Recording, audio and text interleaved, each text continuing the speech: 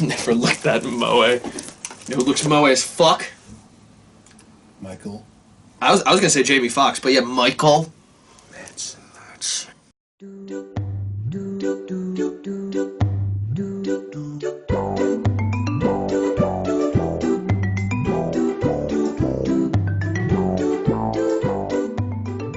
Django Unchained, 2012. It's going to be our last one in Tarantino's line for Django! For a little while, and it's going to be until the next movie comes out, Hateful Eight on DVD.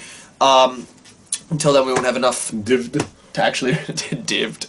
Or is it? Am I showing my age with that? Should I be saying Blu-ray? Tarantino decided to hit racism and slavery and all those interesting topics. It was always going to be fun when Tarantino did it. Fun? I don't know if it's the word. We start off with the line of slaves walking throughout the, I guess I would say plains? I'm not a fucking cartographer. Just traversing through different environments. Yeah, they're walking throughout the fucking environment. Obviously being transported. We have a montage of them basically doing the equivalent of a Trail of Tears. I don't know if there's an actual equivalent name for that. You have the slaves in a montage walking throughout this area, these different areas, and you strange fitting music choices. There's some really intense close-ups on Fox in the slave line, and I think they're held a little too long in areas. It's a bit too much, is what I'm trying to say. I love Tarantino, and it's a Tarantino intro. Yes, they're all a little too long, but they're all entertaining. It's not necessarily that the intro's too long, though. It's more so specific shots on Fox are just a little too like, yeah, take that in what's happening, and you could have a little more faith in the audience to already have taken that in, and the way like he took his fucking jacket. Theatrical motherfucker. He's our protagonist. It has to be theatrical. You have the custom theme for them walking, and it just adds this level of like theatrics to it. This is a very theatrical movie. You can actually arguably see the setup for the theatrics in Hateful Eight, because that's very much just a stage play. Christoph Waltz appears in a dentist cart with a little fucking tooth. I love that tooth, man. Like, I want that as a car. Can we get that in Rocket League? Interesting to see the scene where he starts talking to the slaves and you have the slave owner. Don't talk to him like that. My good man, I'm merely having a conversation with him. I'm having a conversation with this young gentleman. And it's just a really interesting, apparently historically there were Germans that would come and actually help slaves, basically as a German underground railroad. Which is hilarious. Above ground. Christoph Waltz being the best fucking character in this movie, having the quick draw ability of a fucking old school western, like it's bullshit. Like, it's bullshit how fast he's able to draw. You have two guys with shotguns on horses above him. They're aiming at him. Fast. Takes the horse head off this one, takes the real head off that one. One thing I did notice with this movie is that him and Jamie Foxx always seem to be dead on with their aim, whereas everyone else aiming a gun misses their shot because guns don't work right. My point is, these are old guns, and the only time the rule of old guns where they were not accurate is I see what you're saying. Is to the people they're shooting at. No, absolutely. Rifles in that age were fucking garbage. You have the one scene later in the movie where the guy's like looking straight in one direction, but the bullet keeps hitting the dude right beneath him in the fucking leg. That's true. It's like that is happening to these guys, but not the good guys. Which I get the joke and the theatrical point, but it's like it's a little too much suspension of disbelief at that point because I know how these guns work. You have the horse collapse on one, the other one goes down, and you have the best line in the movie: "My leg's busted, you son of a bitch." My leg's busted, you son of a bitch. No doubt. Just so happy. The back and forth between just a random extra and Christoph Waltz, it just shows the level of Christoph Waltz as an actor. He can throw lines with fucking the Samuel Jacksons, the fucking Kurt Russells, and then when it really comes down to it... I specifically like how it like puts the lantern down to fire. Yeah. Everything he does is just very slow and methodical and entertaining and charismatic. It's just he's... Okay, gentlemen. The guy. And then you have another great line where I mentioned before, Germans really apparently really did this in history as far as I read, but the line, you have two choices. You lift the beast up and carry him into the nearest town and continue on your way, or you can remove the shackles, grab that gun, shoot him in the head, make your way down to town, and by the way, before I leave, the North Star for any aficionados. For any astronomy aficionados. Those stars that way. What is that way? Polaris! He's a fucking magical man. That when they kill the sheriff, they go to Daughtry, Texas. Oh, yeah. It's that first town. The set is just beautiful. The sheriff. Not the marshal, the sheriff. I wish we got a little more of a town set western. Like, it Sheriff! No, Marshal! Marshal! Well, you get the sheriff. I'd really... Now you can get the marshal. I love the way that scene works, too, because it's like... really well constructed. The guy's like... Okay, he's like opening his little bar, his saloon, whatever. We don't want your kind. Basically, it starts with that already. Then he has no problem, then he sees there's a black guy, and it's like, we don't serve your kind. No, you misunderstand. Django here is a free man. And you hear that line a lot. Hey, he's a free man, so... I did. And then like, because they won't leave, he has to run and go get the marshal. And it's just like, I love the joke there, because it's like, really? You're gonna bypass just kicking him out of your thing in the first place, but you're just gonna go right to Marshall. He was a member of a criminal gang, and it's just, the Marshal's just like, well, I can't do anything. No, yeah. But I just love how he's talking them down, and it's just like, Jamie Foxx is just like, damn. I love that react. How else do you react to that? You're in a situation where you have the entire town aiming guns at you. And that specifically is one of the best staged portions of this movie. You have almost an entire town's worth of guns. And the way that they're staged and placed, and just the way that the set looks compared to them, the way they're up against the backdrop, they're spread evenly. It's just honestly the most beautiful stage shot in the movie for me. You just love Django's reaction. Because it's like, you literally... They do not have to listen to this right now. They could unload guns. Anybody could fire right now and we're dead. No, yeah. Anybody. Speaking of anybody, they cameo in this, and that anybody in this case is Bruce Dern. No, it's Mark. Oh, hi, Mark. But, like, it's only a small role because he, like, doesn't come back. His henchmen who helped him carry out his shit, Django gets vengeance on them, but not on him. And when you think about it, he looked really pretty old at that point. And that was a flashback. You don't know what happened, though. Move on to Tennessee, and Waltz explains to Django about making a character for the first time. You gotta pick your clothes. You don't ever break character. He's just breaking down the rules. And I really like this scene, because you see the curiosity, you see the new life feeling in Django for the first time. He's like, I get to make decisions for myself? And they get to stick? It's really... touching. It's a really heartfelt moment of it's a really big character development moment in his arc. Oh yeah, specifically him, because this starts the snowballing effect. It's like holy shit, for the first time I realized I'm free. Interaction between Big Daddy and his slave over treating Django like a white man. It's just great. It shows how set in his ways Big Daddy is, how he doesn't want to admit that Django at this point in time does have the same rights as a white man. You want us to treat him like white folk? No, I didn't say that. So, I don't know what you want, Big Daddy. Wow. Like, the dialogue, the way you see these people acting, how set in their ways, or how used to it the slaves are. Broomhilda, the montage of her getting whipped and Django begging. Like, that was not just well shot, that was a fucking powerful scene. Please, just not her. I like the way you beg, boy.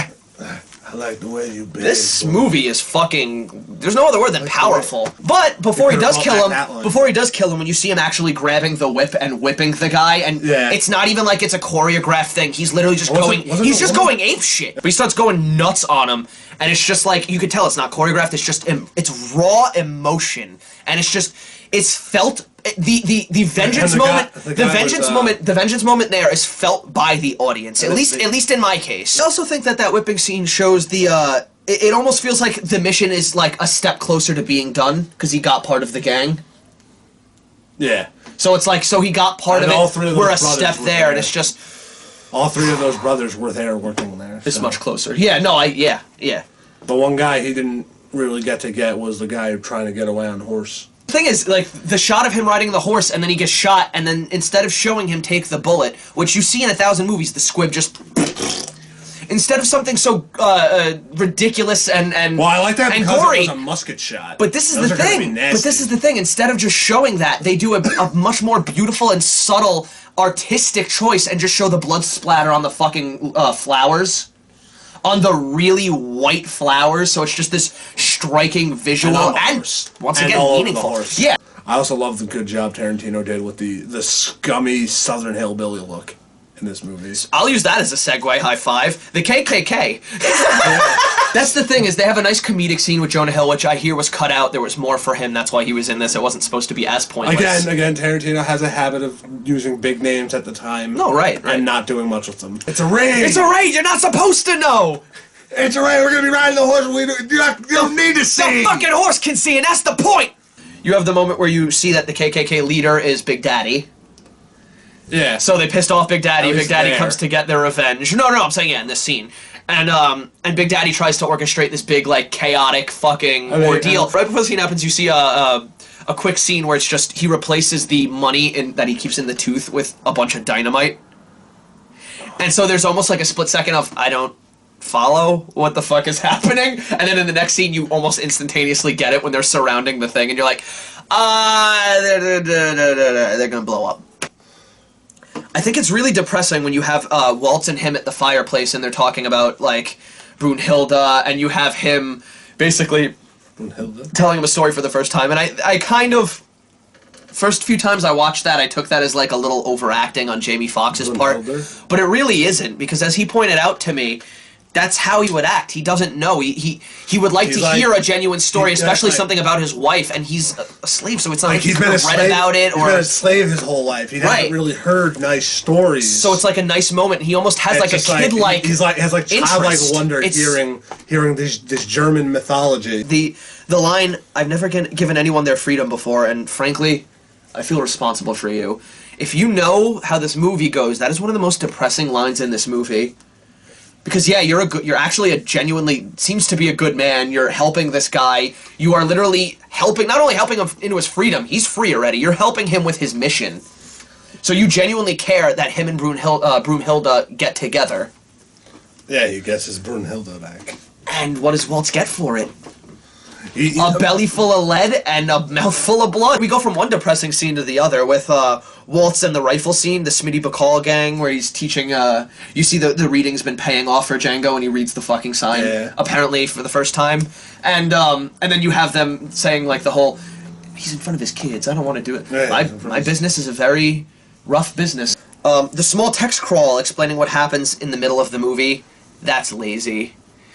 This movie's been really good about showing us. Yeah, you get it's almost like a small. So it's like a. But right after that, we get a really good. Works. It's shot in what, Louisiana? See, that one doesn't. But then the one right after that you're mentioning, there's the one that's literally just it's just a text crawl. That's all it is. And then the next one is telling you where the setting is, and it's Mississippi, and you see Mississippi moving like the slaves in the line, which is once again a really intelligent way to do that. It's a non-boring, non-static fucking way to have the text to crawl. What's actually happening in the scene. Yeah. I love that the second they walk in, Leo doesn't even turn around. It's just, so why do you want to get into Mandingo fighting? And it's just like instantly, like literally instantly just starts questioning him. Doesn't even bother to give them the light of day. I love when he turns around, his flare just comes to that. He's one of the most photogenic assholes in this movie. It's ridiculous. This is the movie he should have won an Oscar for, hands down. I completely agree with you. The most colorful villain I've ever seen in a movie.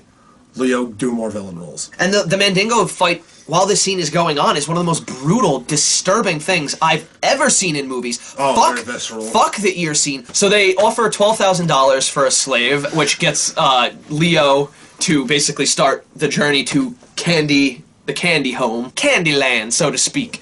And they make the deal, head to Leo's mansion, and they talk details. And they have this one scene where it's Waltz. He gestures Waltz to get in the cart, and then Django has to stay on the horse. And Leo just keeps, like, the keen eye on him the entire ride. The rap playing over them walking is fucking ridiculous. I've heard Tarantino is bad at music. Choice. We've said it. It's fucking asinine. Strange choice. Later on, when he starts shooting the house up, it's a little bit better there. I don't know if that was done because it made sense, or if that was done because they were trying to appeal more to the black community. I need that. It just doesn't fit the scene. Once again, it's them walking, and it'd be like if I was watching like an old Dark Ages movie and they decided to play like fucking black metal, like some black metal. I love it, but it doesn't fit with the tone here. The scene where you really see Leo twist, though, is on the way to Calvin Candy's mansion, where you see the slave in the tree, and he comes down, and he starts talking to him, once again, kind of like a human, where it's literally the most human I've seen a slave be talked to in this movie outside of Django and Waltz. But it's literally just, I paid $500 for you, son. You only fought 3 fights. I need you for 5. It's like that whole genuine. He's having like, all 3. And you did. Yes, you did. He's like legitimately like. It almost seems like he's on his side. I paid for 5 fights. But then the dogs happen.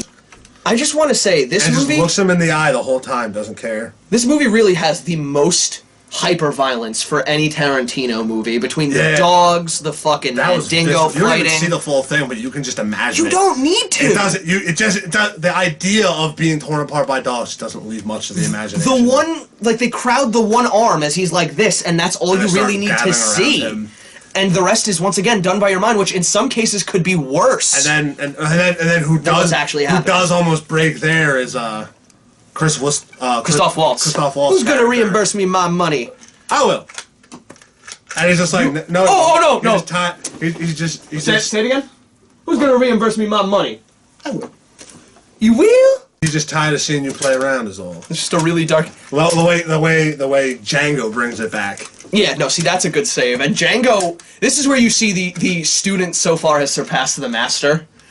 And it's not in a good way. It's in a really, really bad way. And he winds up dragging his master into the fucking grave with him. But that's, well, not with him, but that's an entirely different. When he listened to the rules, he didn't break. Well, that's the thing, is he even has the point where he pulls them aside on the way to Calvin's mansion. And it's just, what the fuck are you doing?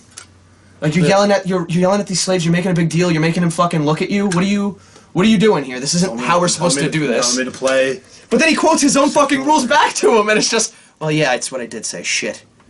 You're paraphrasing a horse. The introduction to Steven, yeah, you have Calvin Candy in his car with both Waltz and, is it Walton Goggins or the other guy? It's one of his it's one of his higher ups. That's right. Walton Goggins is keeping an eye on Django. Whatever, right? Yeah. It's the one who keeps his money. Would have been an interesting choice. Steven comes out and just starts talking with fucking Leo, Calvin Candy, like they've been best friends since childbirth, which probably was, since Steven is a older house slave. No, yeah, and he's a very big fan. Probably babysitted Calvin. That's what I was gonna say. He's like a big friend of the family and has been part of that family's household for arguably. He is Uncle Ruckus. He is the live-action Uncle Ruckus. But Sam Jackson. Only difference is Sam Jackson holds one job. Uncle Ruckus holds like 50. Sam Jackson had so much fun with that role. The face of anger and hate when he sees the Django riding in. He's just like. Well, specifically, like, you're gonna stay in the big house. Oh no, he's not. Okay, that's fine. I have no problem with staying in a big house as long as you have no problem with burning sheets afterwards. My sheets, I'll burn them if I want. Yeah. It just shows they have really good chemistry together, both Leo and Sam Jackson, and I kind of want them to star in like a Tarantino movie down the line. Maybe the 10th or 9th one he does. I'd really love for those two together. Leo deserves another shot on the other side. I'd like to see a hero Leo role for Tarantino. Scene where Django and Broomhilda. Steven starts seeing that there might be something there. Her name's Hildy, but they call her Broomhilda. No, her name is Hildy, but that is a reference to a Broomhilda. Not even Broom. That's how they tie that together. I read it. It's Broom in this case. I don't know if that's due to... It's supposed to be B-R-U-M. I know what it's supposed to be. I'm telling you what it is in this movie. I don't know if that's the slave reference. It is supposed to be because of the sweeping? Okay. Yeah, it's because she's a house girl. Yeah, I thought, okay, then yeah. Steven is the major form of tension throughout this entire part of the movie. Calvin Candy, who is the antagonist, which is funny to think about. The antagonist isn't the major, like, draw for the climax. Steven is.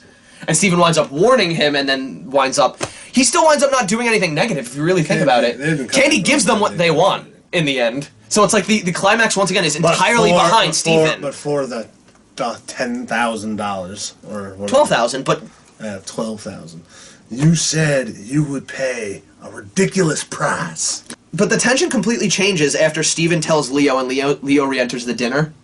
No, yeah. Because it goes from just, once again, Leo not knowing, and the entire antagonist... calm and happy, but you can tell it's off. Facade, a complete facade. And you also so get mad. to hear white cake like 19 times. White cake. After this, we're having white cake. I really like the when they're on their way in before the whole dinner scene. I think we did wind up skipping this, but on their way in, they see Hilda in the hot box. Oh yeah. And I love this. The I love that you. This is when I realized it, because you see Django going for his gun. He's breaking. He's already starting to show cracks in his character from that one mention of Hilda, and literally you see basically you see it completely done through visuals only. It's never said once, but at this point you get it. Walt is struggling with his morals, which of all people, that's wow. The bounty hunter is questioning what he's going through at the moment and if it's worth it. And then you have the other hand, you have Django, who's struggling with his attempt to not kill everybody. His own fucking anger is basically what he's dealing with. So you have two major different arcs for each character. And one of them really comes full circle, the other one has a nice happy ending. And we'll go from the hot box, since that's actually a decent segue, to inside the house later on. You see him with Waltz. He's hiding behind the door, Waltz is in the room, and you have that moment where Hildy and fucking Django meet up again for the first time, and it's just the fuck is that? You see Django and Hildy meet up again, and it's just the most emotional moment in the movie. It's a great spike. Once again, it's during a tension-filled moment, so it's almost like a nice sigh of relief. It's a moment, kind of like in Mad Max, where he has that moment where he comes up from the sand. It's a nice moment for the audience to take a breath and digest what has happened so far, as well as the characters, because, you know, the slave who speaks pacing German, matters. She's a slave who speaks German, by the way. How often does that happen? Danke. The scar on Hildy's cheek, they make it seem like she's ruined forever, and like it's this big deal. No, there were some later on. They show like on the back. No, but I'm saying he was specifically, when he was telling the story, they show her getting branded on the face. And they said, that's why she's ruined. And it's like, that doesn't play to me. It's a very, very small market. I mean, I kind of like... Still looks fine. But it's really not what they make it seem to be. Fine. The whole Leo smashed glass scene, which is probably famous by now. As far as I've read, every major trivia thing knows about this. Should have won an Oscar for this and not The Revenant, despite my love for that movie. During the scene, he smashes, like in anger, his hand on the table, and you see the blood on his hand, and the glass is broken, and it's just out of complete anger. And the scene is once again accidental, but it fits the emotion for it so perfectly. Tarantino basically pulled an ass watch with Christopher Walken. He just keep rolling, that's good. And use it. No, but like the whole thing there is he was still doing the scene when he smashed the glass, and he didn't... No, he doesn't break, He didn't break. And especially during the smashed glass scene, it happens at such a high in the tension that it manages to take it even that much further when you don't think it can get any more intense. Walt's not being able to shake Leo's hand is just exceptional. That is just the perfect character arc. I cannot... No, but it's just like, you don't leave, what was it, Jigsaw County? You don't leave a business deal in Jigsaw County without shaking hands. He even says it, the contract could be in writing, it doesn't mean jack shit. But it's not. Until both parties shake hands, it means nothing. Funny, because that scene is actually set up really well earlier with the Beethoven harp. When they're all sitting in the room, the deal is like it's at a lull, and you have the one playing Beethoven, and it's just he's just sitting there, Waltz, and he's just going over the dog rip people apart. He's just the moments that have just basically burned into his brain forever. And they treat it like PTSD too, by the way. Before we move on from that, they treat it like PTSD, and it's a very I was thinking about dogs. Impactful moment, and that winds up leading us to him dying in the most depressing scene. He couldn't shake his hand. He's just like, fine. So he pulls the sheriff to shake gun. your hand. He just walk up slowly and then reaches his hand out. The thing that's fun about this is this leads us into the next 20 minutes of the movie, which is pretty much a giant shootout. The the Candy Mansion shootout the first time, because technically there's like a second part of this. Like how it goes in slow motion, they're all looking, he looks at Django, and it's just like, sorry? He literally says sorry. It's not even just a look, it's literally, sorry. I apologize, I couldn't hold it in anymore. Who fucking could? And then he gets shot. That was a brutal thing too, because he goes flying into the fucking cabinet. You see the actual bullet hit, which you don't, until the last like 30 minutes of this movie, you don't really see a lot of the impact of bullets. Most of them are off screen and just done in a very artful way, artistic way, in a very... Although bullets don't have that impact, especially not those old bullets. You wouldn't go flying across a room. Maybe that's so that the comedic point later isn't unprecedented. True. I specifically love, at, like, the end of the entire shootout, when he, like, gives up. He, like, walks out, the camera pans up, and you see all the mayhem that he has been dealing with the last few minutes. Right. And you see all the bodies, the one guy yelling in pain. Well, the thing that specifically leads to that is probably the most well-choreographed, comedic at times, and well-shot action sequence as far as a Western that I've ever seen. That leads Jamie Foxx to, as you said, giving up, and it leads us to him and Walton Goggins having kind of a full circle moment. Because they had this sort of rivalry through this whole movie, but it doesn't necessarily... you don't think it's necessarily getting a payoff, and then Walton Goggins walks back in and grabs him by the balls as he's hanging upside down. Opens with naked Jamie Foxx or naked mannequin. Didn't need to see his balls. I want to pretend that's a mannequin, but I'm not sure. I'm just going to hope that that's a prosthetic. That's what I'm going to do. He's going to castrate him. Gonna neuter him. And right before he does, of all people, Steven comes in and saves him, which I think was also a nice... She's sad, she doesn't want to... What was the word? Can I just... There's a specific word. Can I just say, what the fuck, Tarantino? What is with your shit and junk? Yeah, these last few movies. Oh, we've touched that plenty, but yeah. What the fuck is with you and your junk stuff? 3 movies in a row, people got shot in the junk. This is one of them. Also, almost castration, sucking his dick in Hateful Eight. You are obsessed with penises. So you see Walt's body at one point in this movie, and that's when it hit me. It is around this time, and it just hit me. It was Candy that killed the dentist. The character Candy is the downfall for the dentist, Dr. Schultz. Technically, he killed Candy. It's true, too. And He's a damn good dentist. And then people killed him for killing Candy. So in the sequel, we get Cavity Creeps, right? I really like how in the beginning of this movie, they have that Smitty Bacall poster, especially, I think it makes its first debut when you see him sniping the father's child, the child's father on the hill. Yeah. And he says, keep it, because it's always good luck to have your first bounties poster on you. And I find it funny that it's what winds up saving him in the end when he's sold to the Australians, the Quint Beckett Mining Company. The music that's about Django is perfect for this movie. The rap, that stuff is fucking weird. That didn't belong. And then you also have, because there's 3 camps. There's the weird, there's the what works, and then there's the what's stolen. And there's apparently an old Western movie where that end song,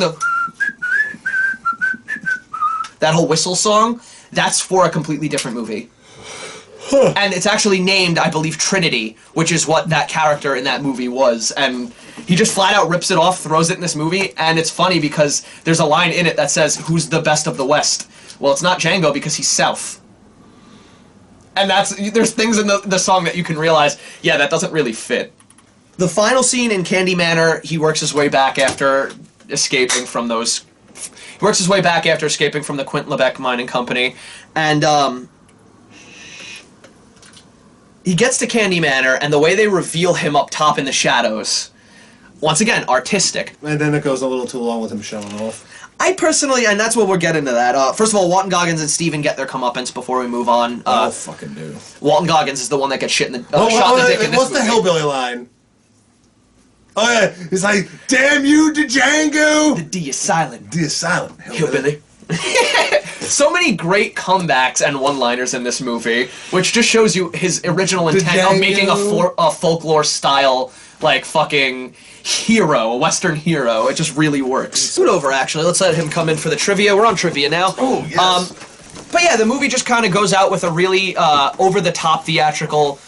blowing up the house. You have Kerry Washington to the music almost perfectly plug her ears, which I think is my favorite scene in the movie. That is my Tarantino right shit. Like, that is just what I love. Because he does ridiculous in a ridiculous way with the right amount of serious. Mark, you want to lean a little more towards us, actually? Because you're, Sacha Baron Cohen and Joseph Gordon-Levitt were both removed from major plans as far as characters in this. On that note, another interesting thing is Will Smith was also offered a job for the movies. Okay. So, fuck you, Will Smith. Yet again. Wow. Thanks for not being a part of Independence Day. You know, the only thing that got you on movie film. Hey, I know you were boycotting the fucking Oscars. I didn't know you were boycotting talent. Fox and Kerry Washington were both previously fake married in Ray. Back in 2004. So they have the callback for that, too. Ray? They're destined to be a good couple. Interesting fact, during the filming of Django, Leonardo DiCaprio felt like really uncomfortable saying all the racial slurs. Yeah. Oh, yeah. So Samuel L. Jackson pulls him to the side, quote is and I amazing. quote, he goes, "Motherfucker, this is just another Tuesday for us." Tuesday. This is actually the longest shooting schedule for any Tarantino movie, clocking in, I think, about 130 days. Tarantino wanted Will Smith as Django. Will Smith, Idris Elba, Chris Tucker, Terrence Howard, Tyrese Gibson were all at one point Tyrese Gibson considered would've for the been- role of Django. Tyrese Gibson would have been a good Django. I don't like Tyrese Gibson. I think he's just But too he serious. I don't know if it would have worked. And yeah, that's all I got as far as trivia, because there wasn't too much on this one. We won't see you next week for Tarantino. We will, however, see you next week for, unfortunately, Who? starting a new director, because Hateful Eight's going to be a little while, so I guess we'll see you next week for the first movie in the new line of Uwe Boll. Who? I'm glad that you don't know who that is.